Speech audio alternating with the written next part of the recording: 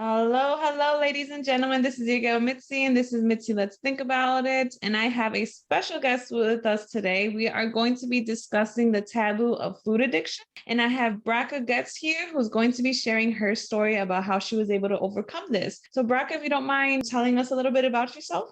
Sure. I'm the author of 40 children's books. They're unusual. I call them 40 books that help children's souls to shine because they're kind of spiritual books.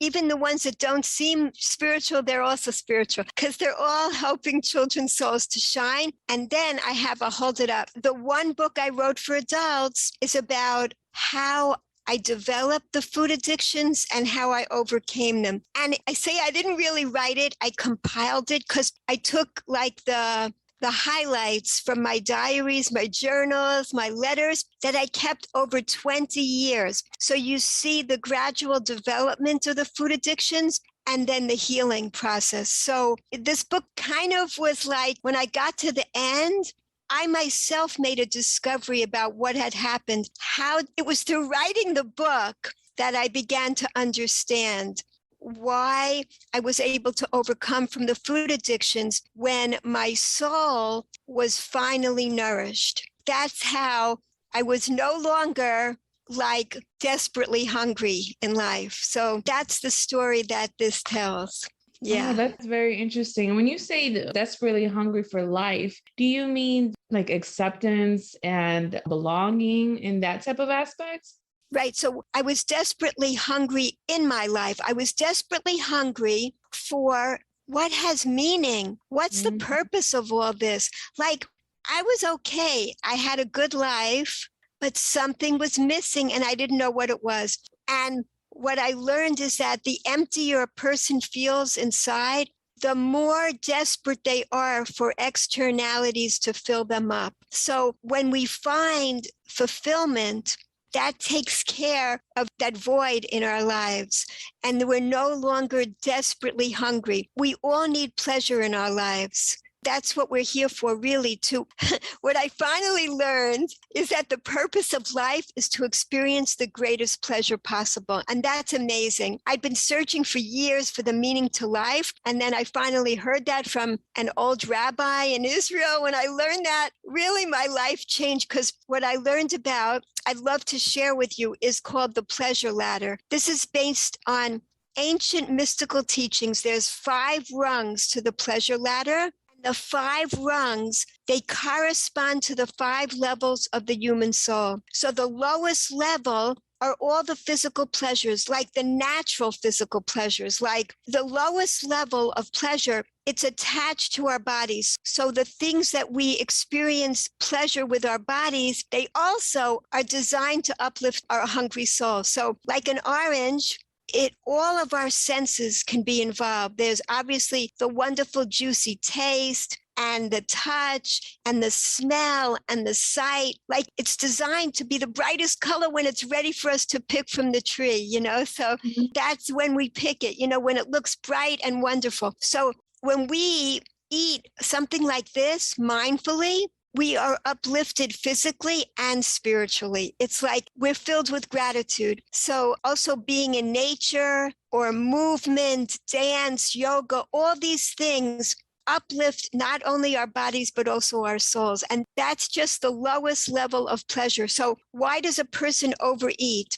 It's very hard to overeat a bag of oranges. Like, you're not going to do that, because the oranges are like nutritious and delicious. But junk food is designed to be delicious and addictive. It's totally different. In fact, junk food is more like a cigarette or cocaine. It has that kind of an effect on our body, not like an orange. It doesn't have that same effect, where when we eat it, we're desperate for more and it doesn't fulfill us. It brings us to a state of comfort, but not deep gratitude and pleasure. It doesn't uplift our soul the way the natural foods were designed to do. So that's the first level. The second level of pleasure is love.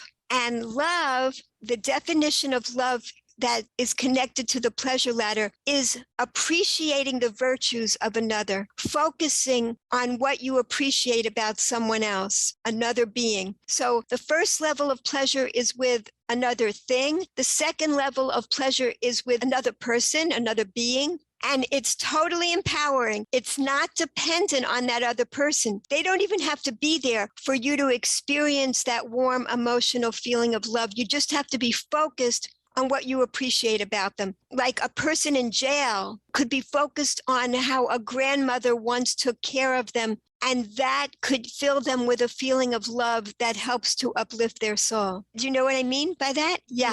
So Makes sense. yeah. Okay, great. Any questions about the first two levels that you want to ask? Oh no, for me, to be honest, it sounds like you were able to overcome your food addiction once you were able to connect yourself spiritually. Exactly. Is that right? Exactly. And fill my life with greater and more lasting pleasures than the food that I was overeating. You know, we overeat because we want the pleasure to keep lasting. The pleasure ladder, it helps us know how we can bring more lasting pleasures into our life, so that, like on the show, My 500-Pound Life, the people, they all say the same thing. They say, food is the only thing that brings me pleasure. Yes, I hear that all the time. Exactly. So that's what it's all about. It's not about restrictions, because how long can a person be on a restrictive diet? It's about adding more pleasure into your life. When we identify what brings you more pleasure than eating, that's how we can overcome the overeating. And so the third level up is meaning. Doing something meaningful is even a more lasting pleasure than the physical pleasures or love. And what's higher than meaning? It's creativity. It's putting a part of yourself into the world. That's like having a new baby. You know, and there's tons of pain involved in having a new baby, tons of pain, because the opposite of pain is not pleasure. The opposite of pain is comfort. Pain can be a part of pleasure. Climbing a mountain, lifting a weight, having a baby. There's a lot of pain involved, a challenge, a struggle all the time, but the pleasure is gigantic. So, and it can't even be compared to the other levels. It's like giving to the world, giving back, and you're filled with gratitude. The highest level of all is called transcendence. And what transcendence is the state of awe and wonder. Also, from giving birth, you experience that sense of awe and wonder, and you have it for the rest of your life. Under a starry sky at night, when you feel a part of the universe, that's another pleasure that you have forever with you to go back to. So in Psychology Today, there was an article recently. It said that researchers have found that the most positive feeling that reduces inflammation in the body and it reduces the disease-causing chemicals is the state of awe and wonder. That it validates the ancient mystical wisdom that is the highest pleasure there is. So everything like I'm sharing is not from my head. It's all from the most ancient wisdom there is, because we're all spiritual beings. And we need more than just physical pleasures. Every day, we need spiritual pleasures in order to thrive. Oh, that makes perfect sense. It really does. It really does. I'm over here just thinking about all the times that I was creative and had that wonder in me, and it filled me up. You know, it really filled me up in a different type of way. And it wasn't just hunger. It was like satisfaction and peace and purpose, you know? So I totally understand what you're saying. Makes perfect sense, because once you get to the first level and you're still feeling that hunger, and once you get to love, you're still feeling that, you know? So everything that you said, each level that you spoke about, you will still always have that hunger until you get to that top level of transcendence. And I'm just amazed because you don't really think about that. You know what I mean? I never thought about it like that. You know, I never really thought about it in that sense, the way that you were able to break it down. And I thank you, because now I'm realizing once I get to my creative level, I'm actually doing what I need to do to finally feel at peace and be okay and be calm. And usually when I'm doing what gets me creative, I don't feel any type of hunger. So, wow, thank you. You go into a zone when you're being creative, you don't feel like sleeping or eating because you are getting so much pleasure in this amazing state. And the incredible thing is, even on the first level, let's say your person is overeating junk food. They don't even have to go up the ladder. They could just move horizontally to eat more healthy food, and they feel more gratitude. So we don't have to come down on ourselves or feel shame when we do overeat the junk food. We have to understand that those foods were designed to be addictive. We're just responding in a lab chemical kind of way, eating the junk, and it's addictive. It was designed that way. It's not really our fault. We're responding as it goes. But all we could do is just sub in something which will fill up our souls as well and fill us with gratitude, because the price that we have to pay to climb each rung on the pleasure ladder is gratitude. Gratitude is what changes everything, and it's the key to everything wonderful in life.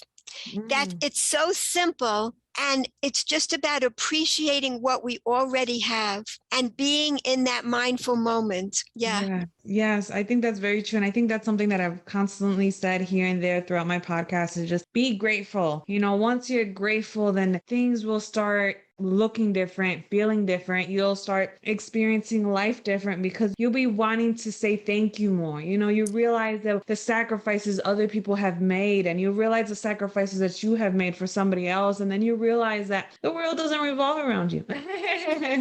Beautiful. Beautiful. And what do we want for our children? We want our children to experience the greatest pleasure possible in life. That's what we want. That's what we're here for too. We're here for the simple purpose of experiencing gratitude, of enjoying life. We've gone so far off course from this beautiful garden. We're really in a beautiful garden, and we're here to enjoy all the fruits of the garden. And there's so many. And another reason that people overeat because of a sense of estrangement, loneliness, alienation, anxiety, boredom. All these things are disconnection. So when we start to connect with another thing, another person, the community, the universe, then we feel the sense of abundance, because it's a sense of scarcity that makes us overeat. I don't have enough pleasure in my life, so this is giving me immediate pleasure, so I'll just keep eating. So if we recognize there's so many other pleasures, there's an abundance of pleasures,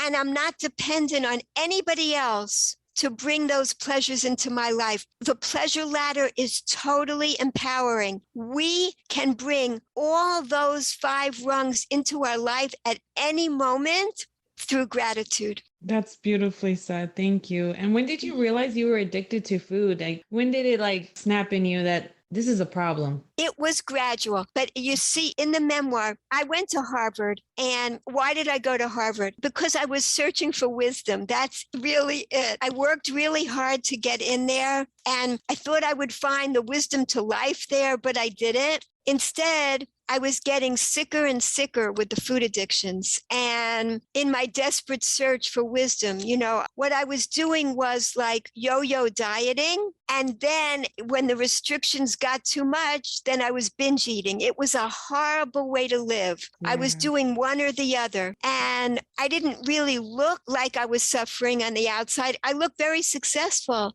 but I was suffering terribly inside of myself. And then when I graduated from Harvard, I went to medical school. And by the first year of medical school, things were worse than ever. Here I was, I could have been having a wonderful life, but I was suffering, and my behaviors were so bizarre. And with addictions, you do everything in secret. Nobody knows what you're doing. And the behaviors were getting more and more bizarre. Like, I talk about things, people read the book and they go, how could you say these things right out there? If I don't show how low I sunk and how painful it was, then people can't see how high it is to be fulfilled in life. And they don't see the contrast, I didn't hide anything. It's all in there, how horrible my life was, being ruled by an addiction. An addiction is when you're doing something compulsively despite the harmful consequences. Intellectually, I knew it was wrong. I couldn't stop it. That wasn't helpful because There was a genuine hunger within me. It was real. And if I couldn't fulfill that hunger, then I was always desperately trying to get pleasure, the immediate pleasure that this horrible addiction was bringing. Wow, it really sounds like once you dived into the 5 pleasure ladders and you really were able to discover that, it sounds like it really saved your life, you know? Exactly. Is that right? I was ready to end it. I really was. I never spoke about this before, but that's in the book too. I felt if there's no purpose to life, why am I continuing? And that's what I had, a perfectly good life, and I was still feeling so purposeless. So it was when actually I ended up, discovering my own heritage and the ancient wisdom which had been thrown away. This is called searching for God in the garbage, because my heritage had been tossed away. I didn't know about the deep wisdom that was in it. I had no idea. When I finally was able to learn about it, then my life changed, because I learned that deep within, we all have goodness and that there's a good purpose to life, that I could trust that there's meaning to this whole existence that we have, that it wasn't meaningless, that it wasn't arbitrary and chaotic, which is how the world felt to me. Life, when you can trust that there's a good plan, actually, even though we don't understand it, it changes your whole perspective. So to understand that we're here for pleasure, we're here for the most deepest, lasting kind of pleasure, that changed everything. And then I understood what I was here to do and how to live my life in the most joyful way possible. Wow, I think that's beautiful how you finally realized that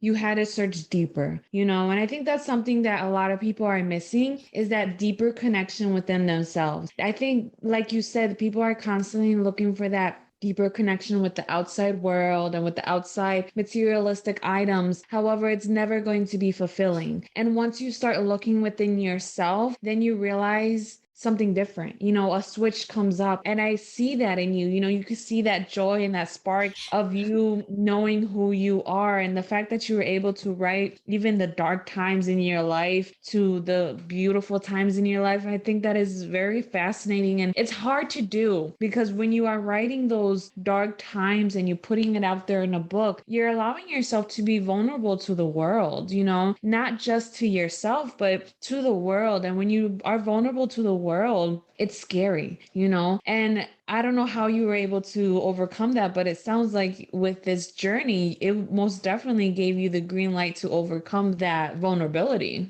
It's a wonderful point. When the book first came out, it was really embarrassing, because the first people reading the book were people that knew me. And that was more embarrassing than all the people that read it now that don't know me. So it's not as embarrassing, because people that knew me go, how could you say these things about yourself? We would never know this about you. That was your past. And you're revealing this. It's like, oh my gosh, they couldn't believe it. I said, really, I'm not writing it for you. I'm writing it for everybody out there. That's the thing. I'm willing to go through this. Is embarrassing for me to share it with people that know me and don't know that side to me. But it's worth it, because that's what we're here for. We're here to help other souls to shine as well. And it definitely helps my soul to shine when I help other souls to shine. And, people that have addictions, they're very sensitive souls usually. They're people, I say, they almost have exposed souls. The souls are on the surface and they could feel the need for nourishment more than other people. Other people, everybody has the need, but some people don't feel it. They're not in touch with it so much. So they don't feel such a hunger for spiritual nourishment, even though they as well need it. But I think that addicts are people, they are seeking greater pleasure in their life. And that's kind of how the addiction developed. Many people become addicts because of abuse or neglect in their childhood. And,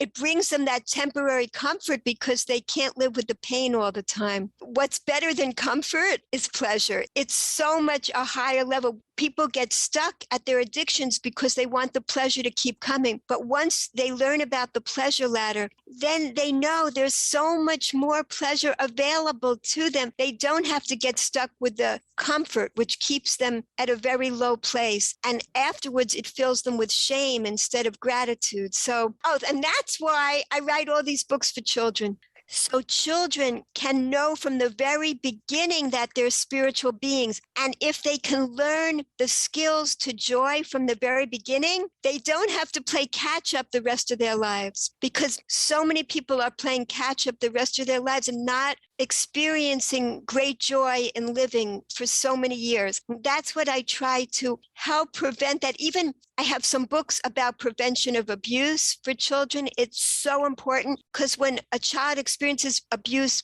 there are coverings that are put on top of their beautiful, resilient soul. So it's even hard for the light to get through. It's hard for the nourishment to get through, because they're covered up with protective layers, So preventing abuse is essential. My newest book is Let's Stay Healthy for Children. If we keep our bodies healthy from the beginning, that also helps our souls to shine, because our bodies are the coverings for our soul. It's kind of like the clothing on top of it. So the book explains how healthy eating helps us to live with more gratitude, with more energy. It explains why exercise is important, movement. Our bodies are designed to move. Sleep is so important, because if we sleep enough, then we wake up happy, we wake up with energy. And even teens are reading the book. There are teens that have told me this book helps them understand why it's important to sleep more, so that's really amazing. And it just basic stuff like, why do we need to brush our teeth and floss and wash with soap? Because my background is in science, I love explaining, these are invisible things. We can't see the germs, but all of this is so helpful to us. If we explain it to children, then they really get why it's valuable. Oh, that's great. Thank you. I was about to ask that question about, did it inspire you to write your children's book? And that question's done. Thank you. Yeah, because I want to write the books I wished I had as a child. Oh, yes. I didn't have this information. This is so basic to life. Yeah. And when did you start actually writing children's books? Because I was looking at your website and you have a lot of books. You have a lot of very good books. Like you said, a lot of books that are necessary to start helping children think, and I was speaking with another gentleman about this and how it's important to teach the next generation how to think instead of what to think. And I was looking at all your books, and you have a variety of books that touch on many, many subjects. And I think that's amazing. So when did you actually start writing children's books? Thank you so much. I started writing when my children were really little. They were sitting outside playing in the playground, and I took a notebook. I started writing. And this is amazing, because I was living in Israel then. I didn't even type it on a computer. I put a handwritten, like loose leaf paper with my first book in an envelope. I mailed it to America. And 6 weeks later, I got an acceptance that the book was being published. And I said, whoa, this is how you write children's books. Okay. So that was how it started. And now there's been 40 books. Hopefully there's more coming, more children's books too. So yeah, it's just a joy for me to share these messages with the world. That's the purpose of all my books. I want to mention this one, Let's Appreciate Everyone. It's about teaching children about disabilities, because, they don't feel comfortable around when they see a person with a physical disability. They don't know how to interact. This explains how. And let's say you see someone, what children normally do when they see someone with a physical disability is they stare. And that's totally fine, because they're curious. But if there's another 5-letter word, it also begins with S, okay? And if they do this too, it's wonderful. All they have to do in addition to stare is smile, because if they smile, it warms the heart of the child with a disability, and it warms their own heart. It creates a connection. The smile creates a connection. So that's one tiny thing, but there's a lot of different tips in the book. Like if you meet someone in a wheelchair, sit down next to them so you're on the same level. That's really important. If once a person learns these different guidelines, they feel more comfortable interacting because they know how to interact, Like when you meet someone that's blind, then introduce yourself. Say, hi, it's me, I'm here.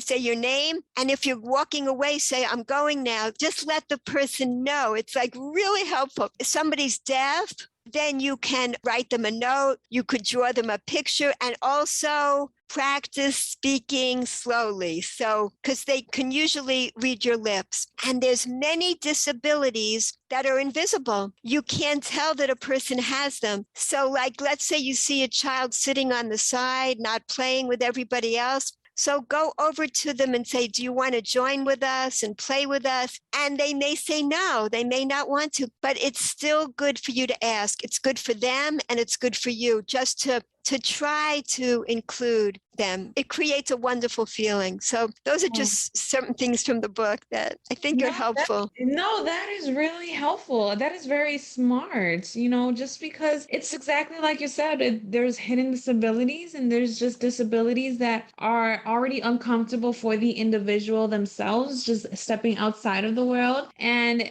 just to explain to kids that it's okay, it's normal. Because I think the reason why children stare is because they think it's not normal. Right. But in reality, it is normal. So thank you for that. Thank you for writing your books. Thank you. And helping children understand, because to be honest, I write children's books, and that's one of my goals, is to do exactly that, is to help children understand in a different level, in a different perspective. Maybe your parents aren't teaching you this way. Well, now you can read this book at the library, or you can read this book online, and you can figure it out yourself and learn how to think in a different way. And because I think the problem is that we perceive life the way that our past generations have seen life and accepted life. So when a child is born, they see everything that the parents do and that the grandparents do, and they think it's normal. So if they see people being mean to other people, they think it's normal. But like you said, we all have a greater good inside of us. And I think with these children's books, they're helping children understand that you can get into your good side. You can get into that moments of purity and just acceptance and love, and find those creative ways to do that. That's awesome. Beautiful. So I guess my next question is, have you ever felt tempted to go back to your old ways? Or have you ever gotten tempted to just go back into your bad eating habits? And if you have, what have you done to just redirect yourself? Great question. That happens almost every day. It happens all the time because of the basic reason that we want pleasure to keep lasting. When I'm eating something yummy, I just want to keep overeating it, even though I don't need it, physically. So that's why I have these now. Obviously, the thoughts come to me right away, like, is it my body that's hungry or my soul? Or another thought comes to me, and you could put these on your fridge or your cupboard if it's helpful to you. It's so helpful because the amazing thing is you don't even have to get up and open the window and let the sunshine in and feel the air, or you don't even have to press the button and start hearing music and dancing and moving. Just thinking about it is enough. That's the amazing thing. Just thinking about adding another pleasure to your life, that moment, is enough to get up, stop eating, and move on to a different pleasure in life. Another thought that I find helpful is, if I eat like 95 more pieces of what I'm already overeating, is that going to fill me up? And I know it won't, and what happens when I ask these kind of questions? The neurons that are firing in the back of my brain, the amygdala, it's like the fear, the flight or fear part of the brain. The neurons start traveling up here to the prefrontal cortex of my brain. And I have that other thought, a higher thought, like, is it my body that's hungry or my soul? So I stop feeling that fear, not enough pleasure. And I start feeling, oh, there's an abundance of pleasure. There's so many other pleasures I could do right now or think about. It changes everything. So that's, now that anybody listening has heard about the pleasure ladder, your life is different. I'm telling you, you're halfway over your addiction. It really changes your life. Just knowing about, many people are in a cult of scarcity. Instead, have an understanding that there's really an abundance of pleasures available. So yeah, one other little tip is chewing slowly. When we chew slowly, it's amazing. It's kind of boring to not take the next spoonful and just be chewing what's in your mouth before you even prepare the next spoonful. But when you do that, it creates mindfulness. Then you are more conscious of what you are actually experiencing. And the pleasure lasts from here to here. That's it. Once you swallow, you're not even experiencing the pleasure. So it's a really short time. Why not really savor the experience? And that's what you do when you chew slowly. then you just don't eat as much and you enjoy the experience more. You're filled with even more gratitude with the gifts that we've been given to eat when you choose slowly and mindfully. Yeah. Wow, thank you. This conversation has been really nice to have and so really inspiring because now you just make me want to write more books. Just Oh, because I want to commend you on your Mr. Water book. Oh my you. gosh. I read about it. It sounds fantastic. I'm actually working on something sort of similar about protecting our beautiful world. You know, that it's so important and you've hit on it. And I admire you so much for what you're doing in so many ways and about this whole podcast, which is about thinking. I just love it. So thank you for all that you're doing, Mitzi. Thank you. I really appreciate the feedback. Sometimes I don't really know if what I'm doing is the right thing to do, but I'm constantly praying and constantly holding on to God because I feel like this is exactly what I should be doing. So every time I do it and every time I have another interview, it's just I know that this is what I should be doing. So thank you for giving me that feedback. I really do appreciate that. And is there any last minute advice that you want to give our listeners before we wrap up the show? Because man, I feel like you have a lot of insight to get to share with the world. Thank you. I love it. I love this saying. What's the difference between a real diamond and a fake diamond? What's the difference? Yeah, a real diamond has flaws. A fake diamond doesn't have flaws. And I just learned recently that diamond experts don't call them flaws. They call them inclusions. So all the flaws we have, they're important parts of us too. That's what we're here for, to grow and change. We make mistakes. We'll sometimes eat junk food, but we can always just do the next right thing and enjoy life. And every moment of gratitude is a victory. Yeah. Awesome. That is perfectly said. You heard the first from Bracha. She said it. Don't you dismiss it. Well, ladies and gentlemen, stay tuned for more because I'm not stopping.